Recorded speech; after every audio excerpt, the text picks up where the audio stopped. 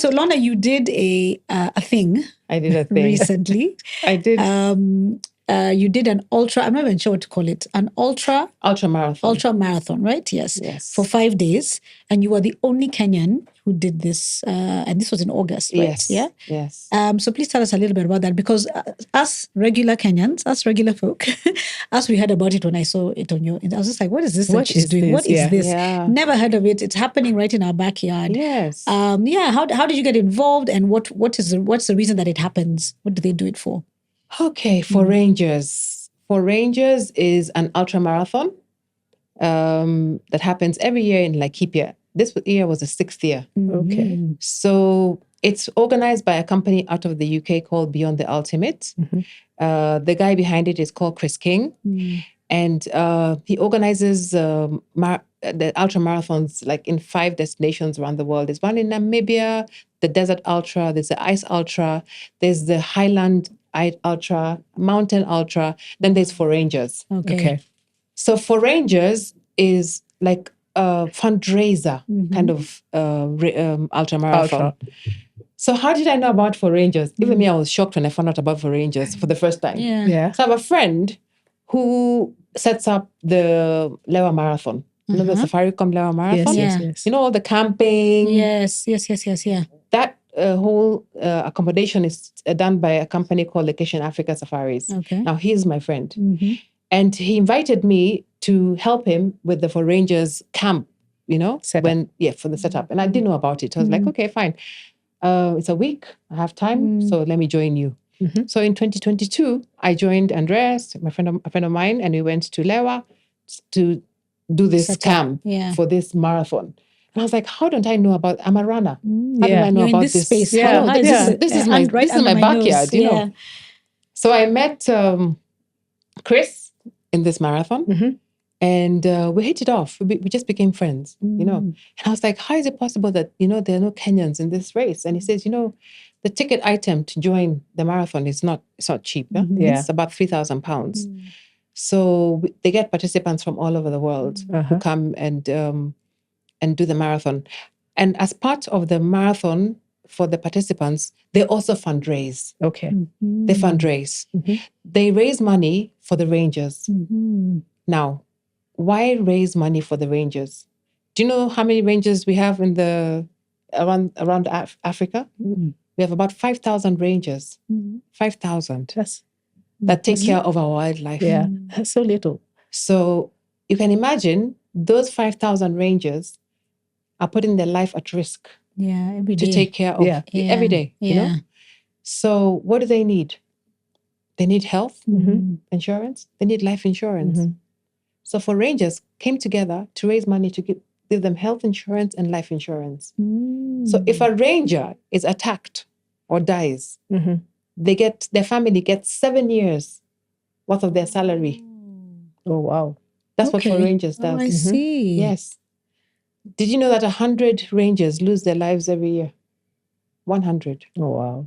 Through attacks by animals or bandits or whatever? Yeah, through attacks by animals. Okay. Yeah. Wow. So they raise money for equipment, for safety equipment, for training, and for the insurance. For life insurance and for health insurance as well for them. So how many, like in this one for this year, how many people came to participate 100. in? Oh, it's 100. 100 is the limit, or just 100 people signed up for it? 100, I think, is the limit. That's what they host. That's still a big number. Yes. It's a big number. Wow. Yes, they raised, if I'm not wrong, about £3 million. Chris, don't, in case I've made it. Somewhere around there. Somewhere around there. Yeah. But so when you do tell me something about the ultra. So you go from one place to the other. So the camp then moves, that means? Yes. The camp so moves. now, Whoa, the marathon starts in Lewa. Okay. It's 230 kilometers over 5 conservancies. So we have 5 conservancies. We have Lewa, we have Borana, we have Loldaiga, we have Olpejeta, and we have, what have I missed? One of them. Yeah. So we have 5 conservancies. So we move from Lewa to Borana. Okay. Day 1. Day 2, Borana to Loldaiga. Day 3, Loldaiga to the next, until we finish at Olpejeta. Okay. The last leg. And it's 50 kilometers a day. You have to compete average. on average. 230 kilometers total, but over 5. Average 50 a day. Okay. Yeah. Wow. It was an experience. Wow. So what? You walk it, run it, or whatever? You can walk it, you can run it, but I haven't said something. It is self-supported. Okay. So you have your backpack with your supplies for 5 days. You have your food, you have your clothing, you have your sleeping equipment. So it's self-supported. No one is giving you... Wait, sleeping equipment. You have your... You don't sleeping have bag. potters. You don't have You have your sleeping bag. And you have your mat. But then we have tents with bedding. With bedding. With bed. What? Yeah. Okay, for sure. Okay. I'm I'm not up for yeah, 5 days. I'm not signing up for that one. So you can imagine I arrived on day 1 and we have a kit check and everyone's removing their things for 5 days. And I have so much stuff. I have G which oil. I don't know what. And then I can see all the other guys. I look at my stuff and they're looking, what is this chick? Yeah, what has she come for? What did she think she It's signed an up for? ultramarathon. Like you're supposed to travel light. Oh my goodness. So thank God during the kit check you have a moment to remove some things Yes. that you may not need. Yeah. Me, I had clothes for day 1, clothes for day 2, clothes, and then the guy next to me has one t-shirt and 2 shorts for the 5 days. For the 5 days. So You even had a shower gel in it. I had shower gel. I had things. It was hilarious, and obviously they are doing this all the time. These guys who come for this marathon, and they're prepped for this kind of thing. Yeah. Their season. I think we can all answer the question as to why there are no Kenyans. I know. I was just about to say that she's giving us one to reason. Just explain. You're carrying your own bag. I mean, we're spoiled, man. I had we to need reduce. I removed everything. I think I was left with 2 shorts and 2 t-shirts, and but still my bag was about, with the water, was about 10K. Now most of the guys with water was about 7K. So you had because you have 2 liters liters of water. Yes. So my bag was already overweight. So I struggled. Yeah. By day 3, I threw away food. I just threw away my food. Yeah. I had snacks for days. It was a lot. Yeah. So I learned something about ultramarathon running. It's a skill. Yes. Yeah. I mean, you really have to know how to pack light. It's not a glamorous 5 days. No. It's about getting the task done. Yeah. And also then you also know what to carry to eat, because you know what I mean? Because if you just want to carry your food, what will inject just enough energy to keep you going. You know. Yeah. They give recommendations for calories. Yeah. About 2,000 a day. Yeah. But I think it's also the packing. Because one of the guys in the marathon was showing me how to pack. A lot of the stuff that you buy, you repackage. Like if you try and get lotion in little packages, your toothbrush, you cut it into a small thing. Yeah. Like everything is mini, foldable, everything is, yeah. So you really have to just make sure that you have nothing. Just the clothes on your back, and your sunscreen, your water. The water is critical. Yes. It's vital. Yeah. And then there's water a kit. Life, you have to have a medical kit, and in that kit, they're like non-negotiables. Like you have to have, what do you call it? Plasters. You have to have medicine for like antihistamine, painkillers. You know, like kit check is very, very, very strict. Okay. Yeah. Wow. Yeah. So would you do it again? I'm doing it next year. Oh, well. I've been invited again. So you've been invited. Yes. So it's purely by invitation? So, okay, let me just say I got lucky. Okay. So I made friends with the organizers, Chris, and he invited me again this year, and he asked me to bring a friend along. So that one. So you can look for a typical friend. Lorna style. Not on this table. Typical Lorna style. You've been known to pull your people your along. friends along. So I'm guessing that you're going with somebody next year. Yes, I have already identified who I'm going with next year because I want her to bring the. Actually, after this interview, even the one that I did this year, they had invited me and somebody else, and I had picked. So I made a few phone calls and I was asking who is a good ultra runner, who is passionate about ultra running, and because I have this free ticket. Yeah. So I made a couple of phone calls, and guess whose name came up? Yeah. Chariot. Oh, what's his name? The late one who passed on. The late. Yes. So I called him and I said, I have this ticket for this marathon. He goes, yes, I've heard about it. Of course, I'll do it. Yeah. So then he signed up. Yeah. For a long time he was still in the group, the marathon group. So when he passed, rest in peace. Yeah. I didn't feel right replacing him. Okay. So I just said, we can always do this again next year. Tell us how it goes. Wow. Okay. This time I'm going to do it better because now I know all the tricks. tricks. You know what to expect. Pretty certain there's things that are designed for ultra in terms of like even the bags, lightweight but functional. Yeah, that's true. Yeah. So I'm sure you're on top of that. I had the right bag. Yes. I had the right shoes. I had the right everything, but I just had too much stuff. Yeah, I was just going to ask you about your shoes. You didn't get blisters? No. You didn't get I had nothing. no blisters, no injuries. I recovered every day. I hydrated well. Yeah. It was 5 days. It was 5 good days. It was 5 good days. The marathon was, it was worth every single day. Yeah. That's fantastic. Yeah, it's a good experience. Yeah. So do you think you're going through midlife, Lorna? Midlife crisis? No. I ask people that every day. Yeah, but listening to Lorna, then it would have been a very, very long midlife crisis. Since she's been at it since for her a long 20s. time. Yeah, that's true. But I guess that's true. It would have been a very long So for her, one. I'm not sure it's midlife. She needs to do something totally out of this space of fitness. Then we'll know she's midlifing. That's why I went to, maybe going back to school was the midlife story. Okay, true. Yeah. The going back to school was, I needed a distraction. Life was lifing. Life was lifing. And I was like, I need to do something that will take me away from all that's happening around. If we look like our problems, my friend. I know. Yeah. So I went back to school and I was determined to finish. Yeah. And I'm graduating in November. Fantastic. Yes. And what are you graduating in? Counseling psychology. Wow. I'm a family and marriage therapist. Wow. I'm not married. Let's not even talk about family.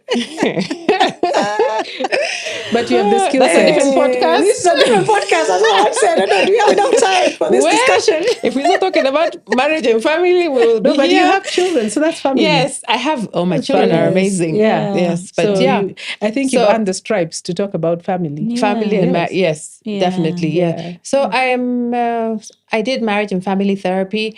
I'm flirting with specializing in either child psychology or behavioral psychology. Okay. Yes. I'm flirting for my master's. I'm already talking about master's. Wow. More midlifing. So I'm midlifing in that space of trying to do, because it's not about intellect. Yes, challenging yourself and doing something outside of what you usually do. Yeah. Really, really nice. Really nice. Yeah. So I think it's so nice to get to actually hear your story from you. Yes. And I'm sure your November challengers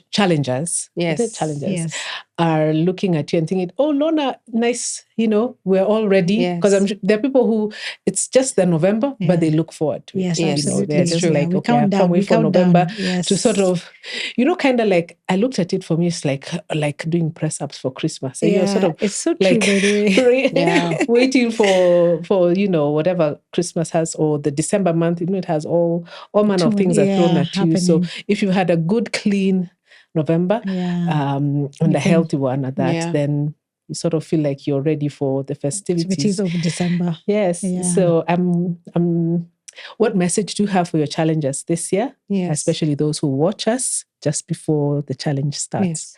Yeah. Sign up. You know what? A lot of people text me and like, what's this challenge about? What does it entail? I'm like, just sign up. You'll be guided. We'll hold your hand. Sign up, try, there's no harm in trying. People always enjoy the challenge. There's always a benefit at the end of it. It doesn't cost much.